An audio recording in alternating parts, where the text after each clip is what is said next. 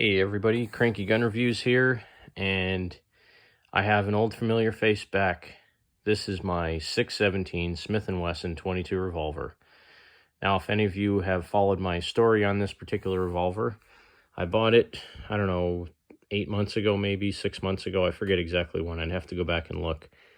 But I traded in my Charter Arms to buy this thing and got it, took it out, shot it, and there was a ton of leading around the forcing cone. Wasn't exactly sure why, but as I shot it and took the time to really dig into it and clean it, I thought originally that the forcing cone had some burrs on it. When I cleaned everything off really well and looked under the frame, I noticed that the frame was actually cracked.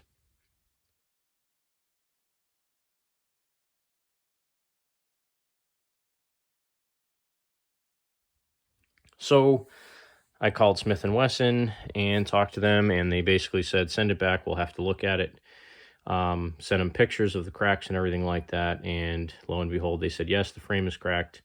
Went through their whole process, went through the Revolver department, which was shut down. So I think it's been about 6 or 7 weeks, somewhere around there, since I sent it to them. I'd have to go back and look exactly when. I think it was in May.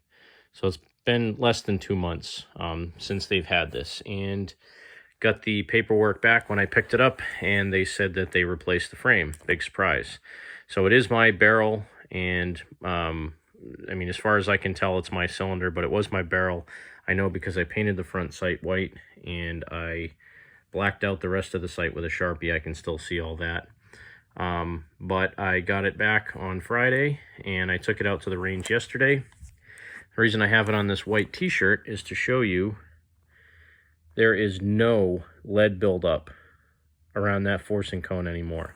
You can see powder burns and things like that from shooting it. You can see the cylinder is very dirty after shooting it. But there are no traces of lead buildup on top of the forcing cone or next to the forcing cone where I was having issues before. And this area underneath here is where it was cracked before. And it's really hard to get a good angle on it, but now that they've repaired it, there is no crack there anymore. I'm very happy with the work that they did on this revolver for the amount of money that these things cost. I think it's kind of astronomical for a 22 revolver to cost $800, but it is a very nice stainless steel revolver. It's a K-frame, so it's in the same family as the 686, and I expected that it will be as rugged as a 686. I'm hoping now that the frame's been replaced, it'll be perfect. I put over 200 rounds through it yesterday, a mix of 2 different types of Winchester Super X, some Aguila, and some Federal 36 grain hollow point jacketed round nose. It shot everything flawlessly. I think I had 2 or 3 rounds that had light primer strikes. I put them back in and it kept firing. After about 50 rounds, I did run a brush through the cylinder, all 10 chambers in the cylinder to clean them up, and then I just kept running it. So that seemed to do the trick where shells weren't getting stuck inside the cylinder, and it shot perfectly fine. I was not doing accuracy testing yesterday. I was just testing functionality, making sure that it would cycle everything fine, and it did. So I'm going to go ahead and roll in some shooting footage.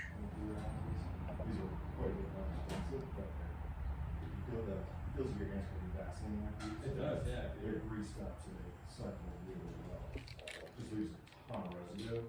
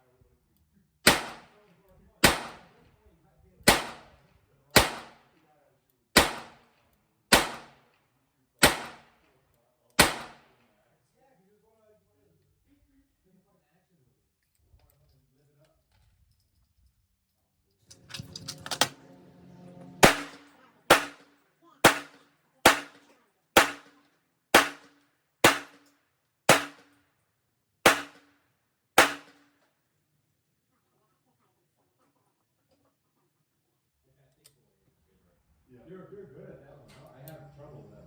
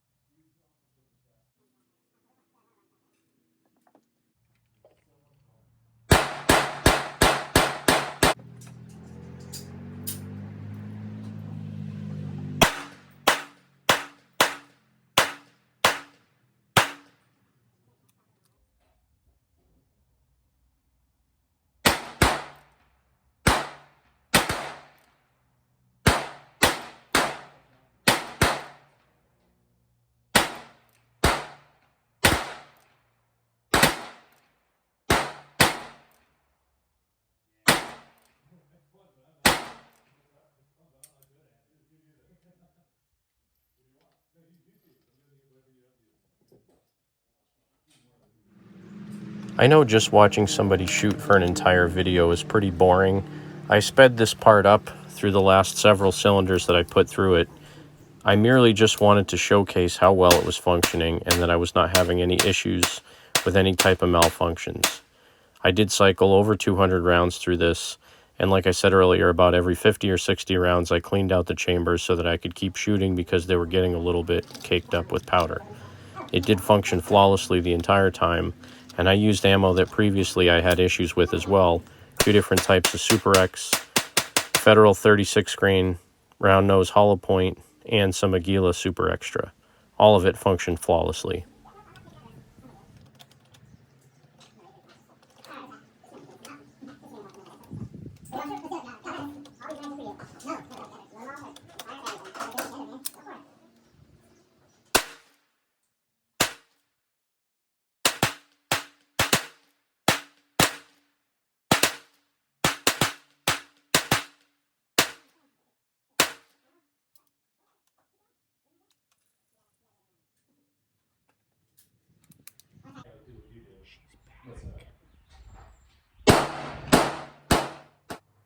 So thanks everybody for watching this edition of Cranky Gun Reviews. I'm very happy to have my Smith and Wesson 617 back from the mothership. Now I can go ahead and put my Bantam grip back on this. It's a little bit shorter than this one. I like the sponginess of those a little bit better. And I am absolutely going to thoroughly enjoy this thing. So glad that Smith and Wesson fixed it up. Even though it took a little bit of time, it works flawlessly. It shoots great. It looks great. Most importantly, I don't have any more leading. It does look like they actually re-ground or whatever they do, or reamed out the forcing cone. Seems to be much smoother than it was before, and obviously because the frame is not cracked, I don't have any more leading issues. Thanks for watching. Have a great day. God bless America. Make sure you support your 2A rights.